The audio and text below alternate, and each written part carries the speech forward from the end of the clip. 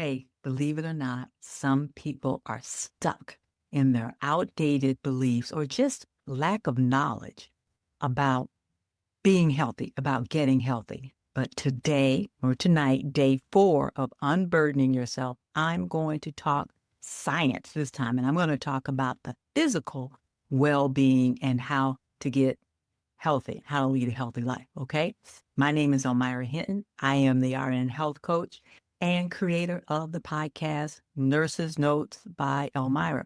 You can follow me here on the YouTube channel or wherever you see me on Instagram or TikTok or wherever you're seeing me or hearing me on the podcast, because this episode, all 30 episodes, will also go on my podcast. And you can follow me over there on Spotify as well as Apple. So go over and have a listen. I love for you to binge listen to this series on a walk or while you're doing some activity. All right. But today I'm going to talk about make sure that you are aware of all the reasons why you may not be able to lose weight and why you might need to change some beliefs, some habits, some things that you are doing that are killing your efforts at getting healthy. Okay. So let's talk about the science. I'm going to talk about this time 6 fat burning hormones that you might be suppressing and how you might want to stimulate them to support you in weight loss. Okay. Now, first of all, we all know about growth hormone. It supports the breakdown of fat, especially at night. That's why sleeping, getting a good night's sleep, is connected. That's why it's so important. So when you sit up and worry about things and don't get a good night's sleep, you're really suppressing your growth hormone. So you're not allowing your body to break down the fat at night, which is what it would normally do. Okay. Now listen, all of these things are connected. So listen up. The other one, number 2, I'm going to talk about glucagon, Glucagon, glucagon, not glycogen, but glucagon. This is this particular hormone, okay, releases stored blood sugar. So when your body has a need for additional energy, glucagon comes out and releases that stored sugar in order to keep your blood sugar at a safe level. A lot of times glucagon is stored in the muscles, but glucagon is the hormone that is responsible for releasing sugar to keep the blood sugar at a normal and safe level, particularly, obviously, when you're active, so that when you're burning up calories, glucagon has to come out and release those stored sugars that you have particularly in your muscles and in your fat. Other one, adrenaline. When you get moving or you get excited about something, you release adrenaline, also known as epinephrine. It also acts as a fat burning hormone. And it really comes out and shows during stressful times or with exercise. And exercise is stressful because it requires the body sometimes to go beyond what it's normally doing at rest. Adrenaline, you can get hyped up about your workout or about walking or running, but you get adrenaline to come out when you're really highly stressed, particularly when you're exercising, and that's a fat burning hormone. And we all know about our thyroid hormones because a lot of times thyroid hormones get low and then we feel tired, might lose our hair, and we feel like we don't have any energy, and our metabolisms are really low. So having a good active T3, T4, your thyroid hormones, they regulate metabolism and energy. So it's important that those hormones are at their correct level so that your metabolism is burning like it should be, particularly at rest. So that because when you're breathing, you're moving, you're watching, even if you're not doing strenuous exercise, you still have a metabolism. It takes so many calories just for you to live during a day, even if you don't get up and do anything. But if your thyroid hormones are out of whack, you may be underperforming in those areas. So if you're wondering about that, particularly if you've got some hair loss and you feel like some low energy and things like that, you might want to get your T3 and T4 checked by your by your physician or practitioner. The other one, testosterone. Now, women as well as men, we always hear about men in relation to testosterone, but women also have a certain testosterone level, and that helps maintain muscle mass and it burns fat, even in women. Testosterone levels, particularly in men, drop significantly as they age, particularly over the age of 40. So that's why a lot of times you'll see men, they'll start gaining weight or getting a gut or something, particularly if their activity decreases. So on top of that, their testosterone levels decreases, and the same in women. So you start losing muscle mass and you don't burn fat as well, okay? Insulin, when it's low, allows for fat burning, okay? High insulin levels block fat burning, so it blocks all these other hormones from doing their job when it's out, about, and working. One other one I wanted to mention was, I think it's called insulin-like growth factor, and it comes out at night, or it also comes out when you're fasting. So that is one reason why fasting is encouraged. And fasting can be something as simple as not eating between meals, so going at least 4 or 6 hours in between meals. And particularly when I work with clients, I always try to have them do a 12-hour fast. Now, don't get upset. A 12-hour fast could look like something that starts at 7 or even 8 in the evening after you've had your dinner, okay, or whatever, and going till 8 or 9 o'clock the next day. That's 12 hours. And particularly if you're going to bed at 10 o'clock or something like that. So for most of that fast, you're sleeping. And I would also advise at least a couple of hours before you're going to go to sleep that you not eat, that you let those insulin levels drop.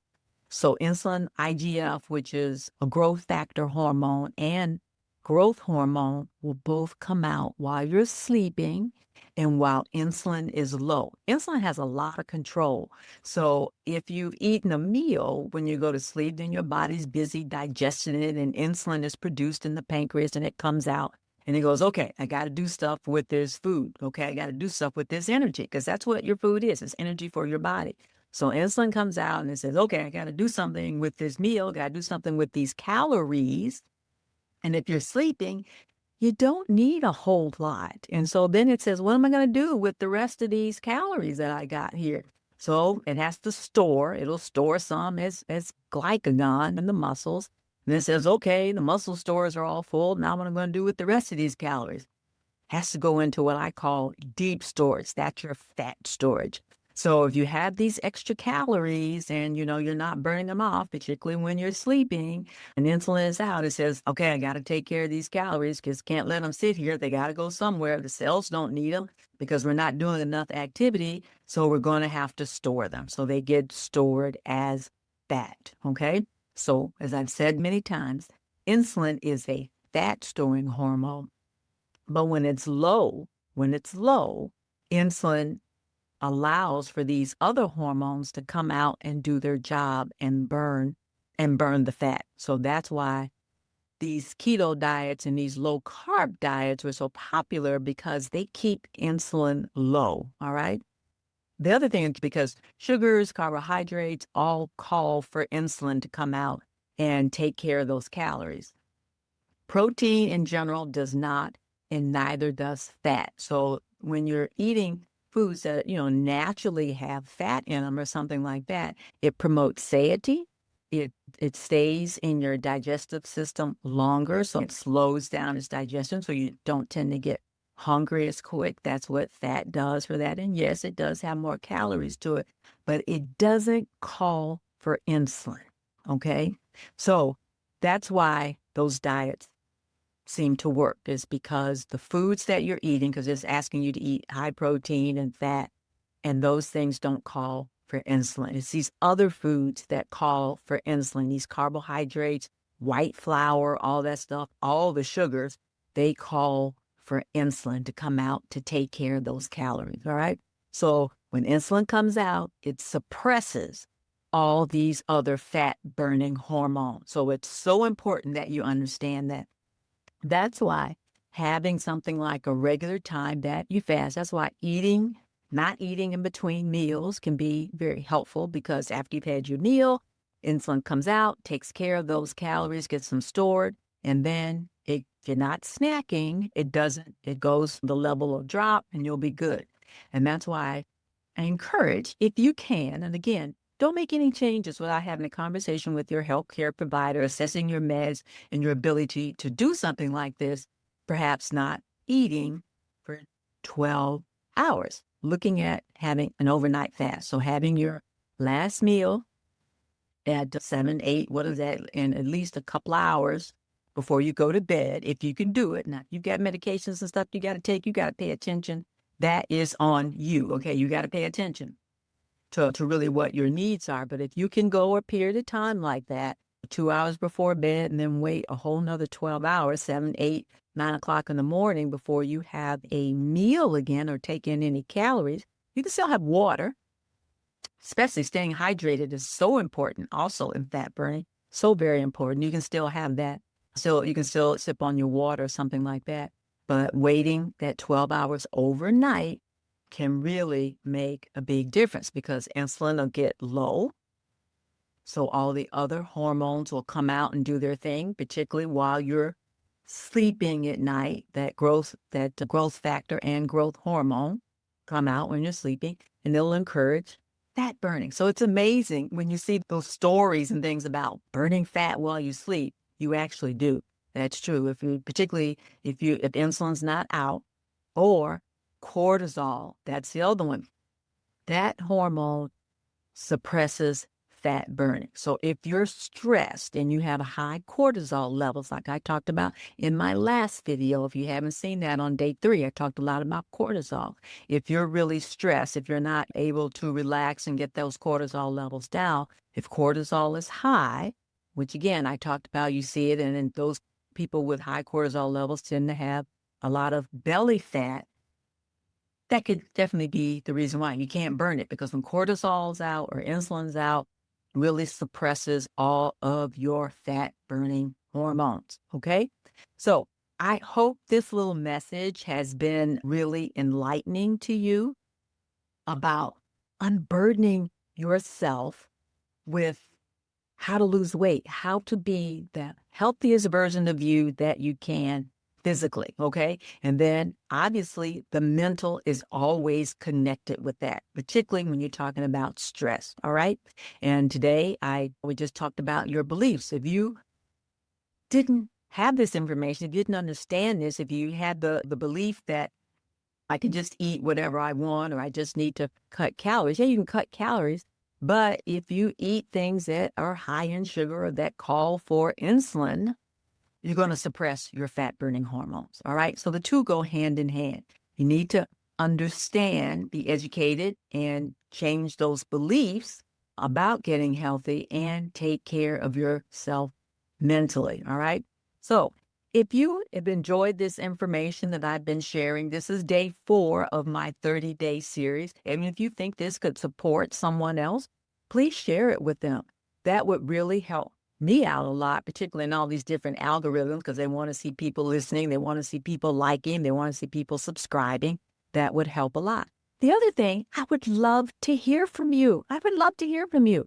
Comment below if you have any questions, if something didn't make sense to you, or if you want more clarification about anything that I said in this particular video or any of my videos, please comment. That really helps out a lot. Or let me know if this supported you. I'd really love to know if this information that I'm sharing with you supported you somehow, if it enlightened you, if it brought some different knowledge to you, so enhanced your knowledge base. I would love to know that also. So just comment and let me know and subscribe, okay?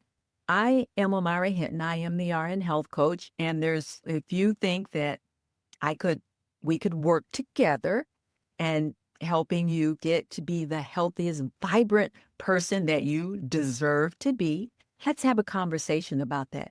Go to my website, www.thernhealthcoach.com, which is probably linked around this video somewhere or in the podcast in the show notes. Go to the website, click on, it should pop up for you and ask you, let's stay connected, subscribe. And I not only will send you the information, the booklet, the journal that goes along with this series, and it will also put you on my email list, okay? Because once a week or so, I'll send out a newsletter and we can stay connected. Also, on my website, hit book now. Book just a 15-minute call with me to let's have a conversation about how I may be able to support you in getting healthy. There's several different ways to do that. In a couple of weeks, I'm going to be opening up a group that I will be presenting in or going live in several times a month, probably once a week, answering questions, providing more in-depth information about getting healthy mentally and physically, about generally unburdening your life with this kind of thing in my Unburdened series. Also, I'm going to be offering a self-hypnosis and meditation class. Reach out if you would be interested in something like that, because I'm going to be having a self-hypnosis and meditation class, because it will really help you to start to release some of these burdens, some of these challenges that you might be facing mentally, some of these thoughts that might be burdening you, that aren't supporting you in the healthiest fashion. And then at the highest level, I have one-to-one sessions that include all of that if you would like to become a one-to-one client. But let's discuss those options for you. Book a call with me and I will chat with you about how to help you get healthy. All right. Again, thank you for listening. Share this with anyone who you think it might support. And I will see you next time on day 5 of unburdening your life and getting healthy. Talk to you soon. Bye-bye.